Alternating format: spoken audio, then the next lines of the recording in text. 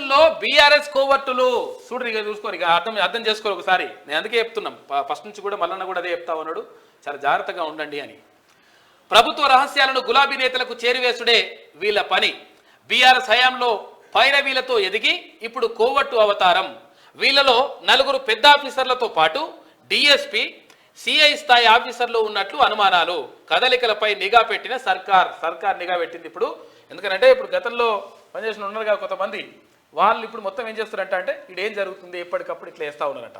మంత్రి ఎవరిని కలుస్తుండు, మంత్రి ఎవరెవరిని కలుస్తుండు, ఇమ్మీడియట్ ఫ్రాక్షన్ ఆఫ్ సెకండ్ లో కేటీఆర్ కి తెలుస్తుంది, ఫ్రాక్షన్ ఆఫ్ సెకండ్ లో. కాబట్టి వీళ్ళ మీద దృష్టి పెట్టుర్రి. తర్వాత పిఎస్లను కూడా కొత్తలను పెట్టుకోరు, ఎందుకంటే చాలా ఇంపార్టెంట్ అది. అంటే ఇప్పుడు సంక్రాంతి తర్వాత పెడతారని చెప్పేసి అంటున్నారు. కాబట్టి చాలా జాగ్రత్తగా చూసుకోండి, జాగ్రత్తగా నిర్ణయాలు తీసుకుంటే మంచి జరుగుతుంది, బరాబర్ ఉంటుంది లెక్క.